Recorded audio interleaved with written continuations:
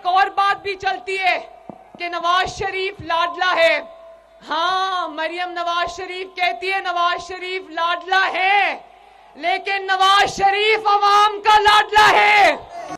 اور بار بار نواز شریف صاحب کو نکال دیتے ہیں. بار بار کبھی بیٹے سے تنخواہ نہیں لی، کبھی اب جہاز ہائی جیک کیا. اتنے عجیب عجیب الزامات لگا کے نکال دیتے جن کو عوام نے کبھی نہیں مانا. لیکن اس کا سہرا آپ کے سر جاتا ہے ننکانہ والوں کہ نکالنے والوں نے بار بار نکالا. آپ بار بار ووٹ دے کر نواز شریف کو واپس لے کر آئے. اور اس کی وجہ یہ ہے، میں جانتی ہوں، اس کی وجہ یہ ہے کہ آپ جانتے ہو کہ اگر آپ کا درد رکھنے والا پورے پاکستان میں کوئی واحد لیڈر ہے تو اس کا نام ہے اگر آپ کے لیے دن رات ایک کر کے گالی گلوچ سن کے تنقید سن کے کوئی سر پھینک کر کام کرنے والا خدمت کرنے والا لیڈر ہے تو اس کا نام ہے. اور نواز شریف صاحب نے کہا کہ میں کوئی فورن امپورٹڈ نہیں ہوں، مجھے باہر سے کسی نے فتنہ بنا کے لانچ نہیں کیا پاکستان میں.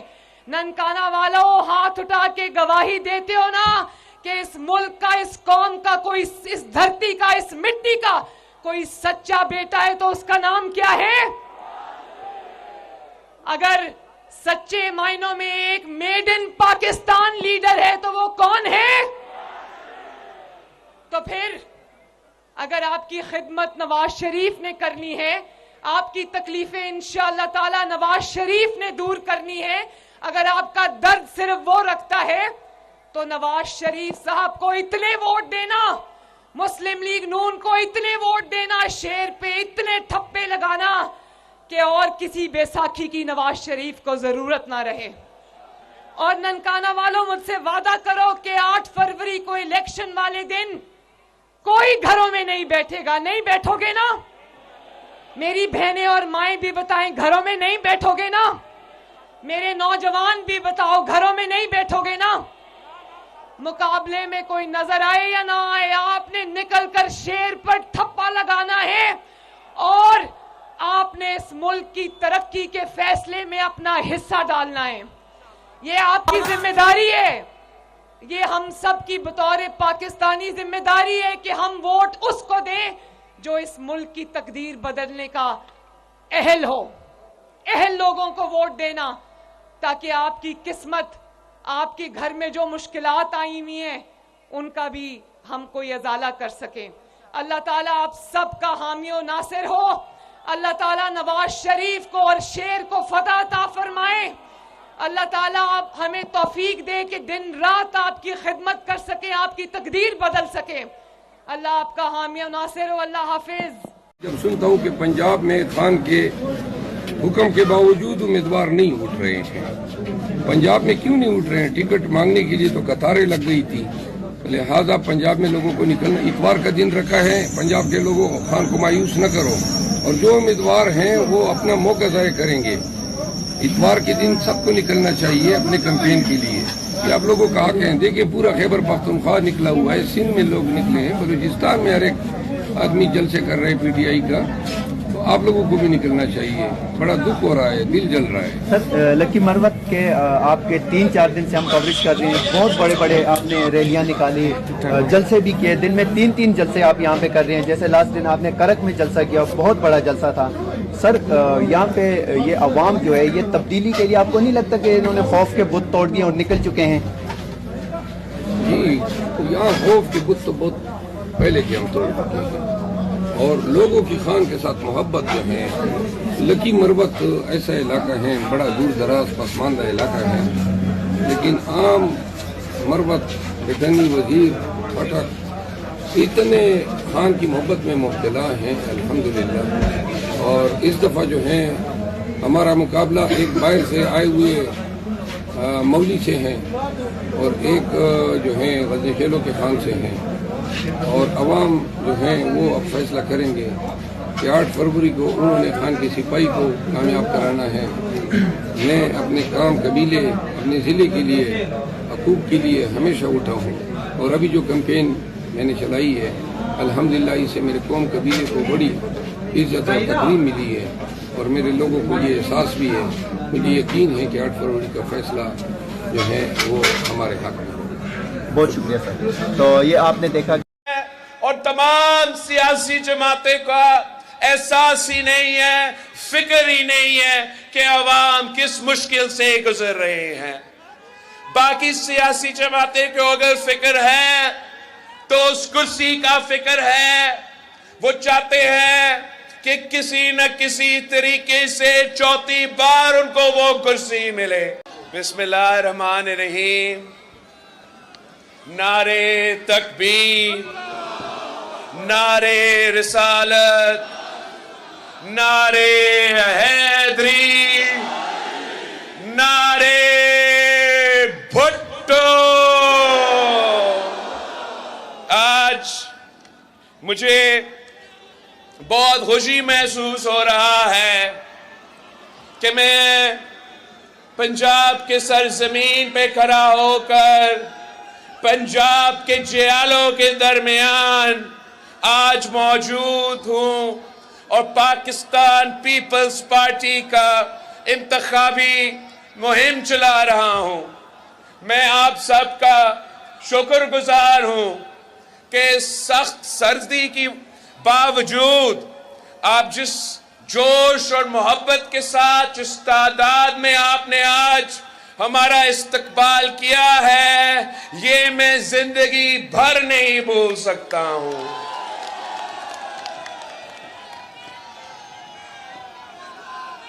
ساتھیوں،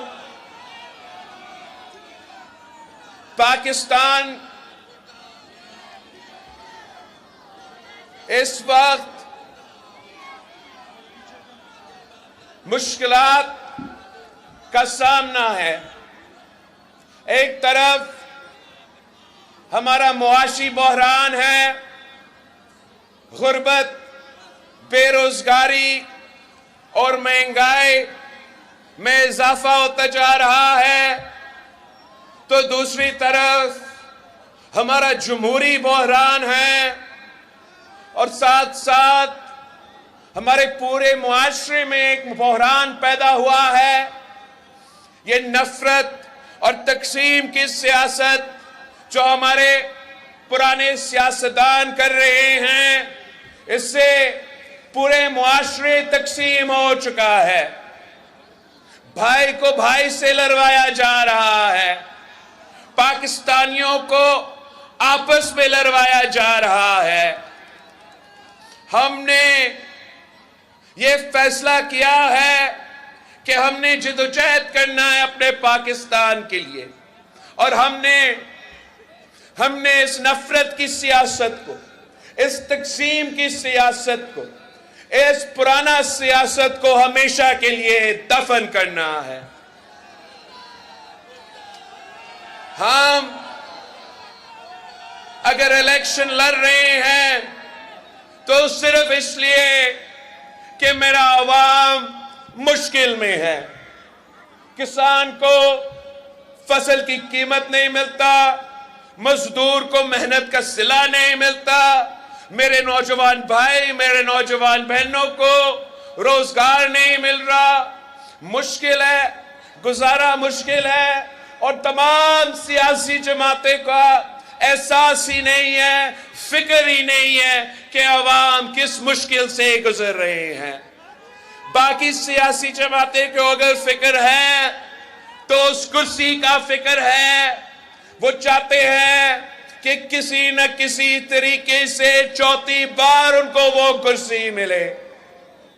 میں یہ الیکشن اس لیے لڑ رہا ہوں کہ قائد عوام شہید ذوالفقار علی بھٹو نے ہمیں ایسا نظریہ اور منشور دیا ہے، شہید محترمہ بینظیر بھٹو نے ہمیں ایسا نظریہ دیا ہے جس میں ان تمام مسائل کا حل ہے۔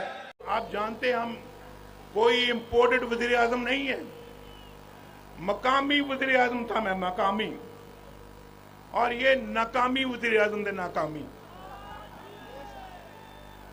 ہم مقامی وزیر اعظم تھے، یہ ناکامی وزیر اعظم ہے۔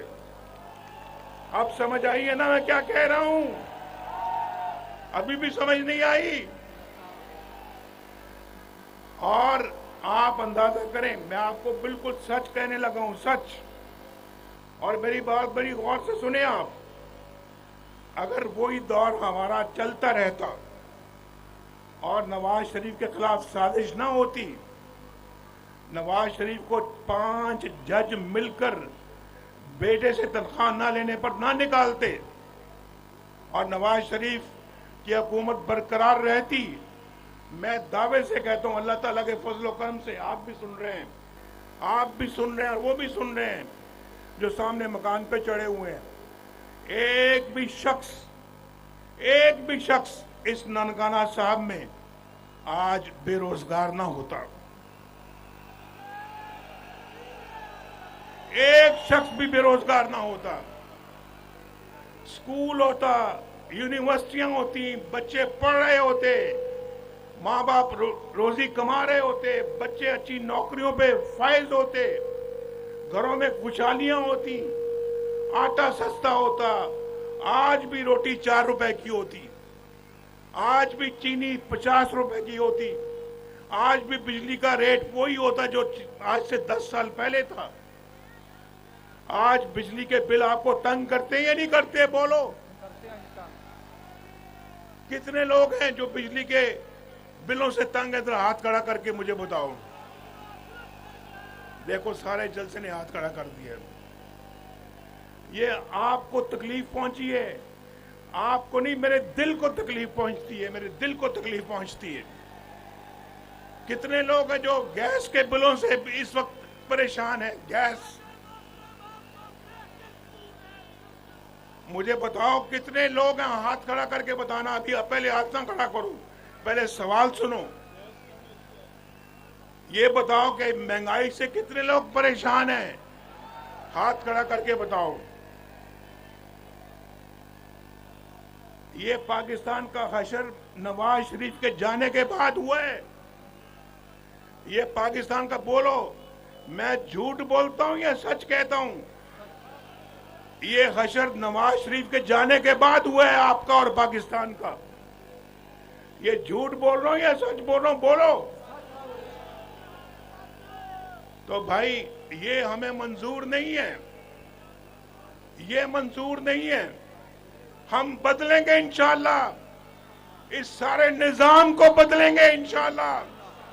और मेरे साथ आपने साथ देना है, मेरा साथ देना आपने। आज मैं आपसे ये वादा लेने आया हूं, बोलो मेरा हमारा साथ दोगे? ने भी कहा है कि बहुत ज्यादा सर्दी है, ये बर्दाश्त से बाहर है, मगर वो जज साहब के पास हीटर्स मौजूद हैं, वकला के पास ना चाय है, ना हीटर्स हैं, ना अरेंजमेंट है, और बड़ा हॉल है और अंदर काफी सर्दी है। कल इमरान खान साहब की लाहौर हाई कोर्ट में 9 मई के वाकयात से रिलेटेड जितने भी उनकी अबूरी जमानतें डिसमिस हुई थी, वो लाहौर हाई कोर्ट के डिविजनल बेंच ने बहाल कर दी हैं। सो इमरान खान साहब की इस वक्त मां सवाए इन 2 मुकदमात के जो अलकादे ट्रस्ट है या तोशा खाना, इसके अलावा उनकी किसी और केस में अब गिरफ्तारी नहीं है। हर केस में वो जमानत पर हैं और आने वाले दिनों में यहाँ अडियाला से ही इमरान खान साहब वीडियो लिंक पर लाहौर में अपने दहशतगर्दी के मुकदमात की जो है वो हाजिरी लगवाएंगे, जबकि मैं लाहौर से उन केसेस को कोर्ट को असिस्ट करूंगा इंसदाद दहशतगर्दी की जो लाहौर की अदालत है। खान साहब का मोराल एज यूजुअल वहीं का वहीं जबरदस्त, सेहत भी जबरदस्त, और उनका तमाम लीगल इश्यूज पर आज बड़ी अच्छी उनकी इन्वॉल्वमेंट रही, और उनकी बहुत ज़्यादा उम्मीदें इलेक्शन से हैं जो 8 फरवरी को, आपको मालूम है कि 8 फरवरी को होने वाले हैं। उनके मुताबिक केसेस का भी डायरेक्ट दारोमदार क्रिमिनल केसेस का इन इलेक्शन से मुंसलिक है, और 8 फरवरी के बाद आबो हवा जो है, मौसम भी जिसे कहते हैं वो फरवरी में खुलता है, तो उसी तरह वो पुरुमीद हैं कि वेदर जो है वो क्लियर हो जाएगा 8 फरवरी के बाद, सियासत का भी और क्रिमिनल केसेस का भी। तो क्रिमिनल केसेस पे आज बकायदा بہت اچھی حکمت عملی ہماری ڈیسائیڈ ہوئی ہے کہ ہم نے آگے ان کیسز کو کیسے اٹینڈ کرنا ہے، کیسے ان کی پیروی کرنی ہے اور کیا کیا لیگل ریمیڈیز ہیں وہ مل کرنی ہے۔ آج کی کارروائی یہ ہے کہ کوئی جج صاحب 2 دفعہ ریمانڈ ہونے کے بعد کیس اور کچھ جلدی میں زیادہ جلدی نظر آ رہے ہیں، جبکہ یہ کیس اس طرح جلدی، اس کا case of the first impression, اس کو اس طرح نہیں کنڈکٹ کرنا چاہیے۔ آگے اسی کنڈکٹ کی وجہ سے 2 دفعہ ریمانڈ ہوا اور یہ article 10A of the constitution of Pakistan کے مطابق فیئر ٹرائل کی کچھ چیزوں کو نگیٹ کرتا ہے، اس طرح بھاگم دوڑ میں یہ کیس کا۔ اور دوسرا، جیسے میں نے پہلے کہا کہ اس کا case of the first impression, گواہ کچھ بتائے جاتے ہیں اور کورٹ میں پروسیکیوشن کسی اور کو لے آتی ہے۔ پھر بھی ہم تعاون کر رہے ہیں کورٹ کے ساتھ، مگر کورٹ اس کو ڈے ٹو ڈے کرنے پر بضد ہے۔ وہ کس بات کی جلدی ہے یہ جج صاحب بھی بتا سکتے ہیں یا پروسیکیوشن۔ سر خان صاحب سے ملاقات ہوئی ہے، آپ کیسے ان کو دیکھا، ان کی طبیعت کیسی ہے اور بات چیت کیسے کر رہے ہیں؟ ہی از ان ہائی اسپرٹ، وہ ہائی اسپرٹ میں ہمیشہ ان کو اس بندش کا کوئی نہیں فرق پڑ رہا، وہ ماشاءاللہ ہائی اسپرٹ میں ہے۔ توہان جو آج لیے گئے تو ان پر کیا آج جرا ہو سکی ہے؟ جی آج 4 پر جرا ہو چکی ہے۔ کیا آگے سے ان کی جانب سے بھی پھر جواب دیے گئے جس طرح سے کوشش کیا گیا انہیں بخلا کی جانب سے؟ پہلے تو کہا جاتا تھا کہ سیکرٹ معاملہ ہے۔ نہیں، ابھی بھی سیکرٹ ہی کہا جاتا ہے، جہاں ان کو کوئی چیز چھپانی ہوتی ہے یا نہیں بتانی ہوتی وہ کہتے ہیں کہ جی فلانی فائل بھی سیکرٹ ہے اور فلانا کاغذ بھی سیکرٹ ہے۔ اور یہ بھی دیکھ رہے ہیں کہ اڈیالہ میں آئے روز تلخی بڑھ رہی ہے، کل شاہ قریشی اور رضوان عباسی کے درمیان تھا، اس سے پہلے سپرنٹینڈنٹ جیلر اور عمران خان کے جی درمیان وہ دیکھیے، ہمارے نبی محمد صلی اللہ علیہ وسلم نے بھی کہا ہے کہ قیدیوں کے ساتھ ہمیشہ صلہ رحمی رکھنا چاہیے، مگر یہاں کچھ ذاتیات والا کوئی ایشو لگ رہا ہے، کچھ نظر ایسا آ رہا ہے، جبکہ ہم پروفیشنل لوگ ہیں، ہمارے ساتھ بھی اس طرح سے جو لا کہتا ہے کہ آپ کی فرسکنگ ہوگی، یہاں جیبوں میں ہاتھ ڈالے جا رہے ہیں منع کرنے کے باوجود۔ Thank you very much. Order reserve ہو گیا ہے اور ہم امید رکھتے ہیں اللہ کرے انصاف ملے ان کو۔ دیکھیں قانون کے مطابق کوئی بھی نیب صرف ایک سمری بھیج دے اور اس کو فیڈرل گورنمنٹ بدنیتی پہ مبنی پروسیڈ کرے۔ ابھی ریفرنس فائل نہیں ہوا، کورٹ نے کانگریس لے لیا، اس سے پہلے کورٹ انہوں نے فیڈرل گورنمنٹ نے آرڈر کر دیا، نوٹیفائی کر دیا کہ جناب یہ جیل ٹرائل ہے۔ کس چیز کا ٹرائل ہوگا؟ کیس ہوگا تو ٹرائل ہوگا۔ اس کا مطلب ہے کہ نیب بھی ملی ہوئی ہے، اس کا مطلب ہے فیڈرل گورنمنٹ بھی ملی ہوئی ہے، اور جج صاحب سارے ٹرائل چھوڑ کے، سارے کیسز چھوڑ کے سارا دن جیل میں بیٹھا رہتا ہے۔ میں نے کورٹ کو کہا ہے کہ اس کا نوٹس لیں۔ نیب نے تو جواب جمع کرایا تھا، گورنمنٹ کی طرف سے کیا جواب آیا؟ نیب نے تو کہا تھا کہ سیکورٹی گورنمنٹ کی بھی یہی آیا، انہوں نے کہا جی بس یہ لیٹر آیا ہے اور اس لیٹر کو بنیاد بنا کر ہم نے فوری طور پر یہ آرڈر جاری کر۔ سر آج نواز شریف، آصف علی زرداری اور یوسف رضا گیلانی کے اوپر توشہ خانہ کیس پہ ان کی سماعت کی افتتاح عدالت میں، لیکن جج صاحب نے یہ والی جو ہے وہ ملتوی کر دی۔ مسلسل وہ ڈیلی دیکھیں جو 1 ہفتہ یا 2 ہفتے پہلے جس پہ فرد جرم ہوا اس کا یعنی 6 تاریخ کو اس کا تو ٹرائل ڈے ہو رہا ہے۔ جو سالہ سال سے پرانے کیسز ہیں ان کو سرد خانے میں رکھ کے ان کو چلے گئے۔ دیکھیں یہ بدنیتی نہیں ہے تو لوگ نہیں سمجھ رہے، یہ بدنیتی نہیں تو اور کیا ہے؟ یعنی سارے کیسز جو سینکڑوں کی تعداد میں ریفرنسز ہیں وہ سارے کے سارے پینڈنگ پڑے ہوئے ہیں، یہ بھی میں نے بتایا جج کو، اور وہ سارا دن جیل میں بیٹھتے ہیں صرف ان 2 کیسز کو چلانے کے لیے۔ یہ کیا انصاف ہے؟ کیا عدالتیں بھی اس طرح کمپرومائزڈ ہیں؟ اور اگر عدالتیں کمپرومائز ہو جائیں اور انصاف کا قتل شروع کر دیں اور اس کے ساتھ نیب ملی بھگت ہو، اس کے ساتھ گورنمنٹ کی ملی بھگت ہو، تو پھر انصاف تو نہیں ہوگا نا۔ تو فیصلہ کب تک متوقع ہے؟ یہ تو جج صاحب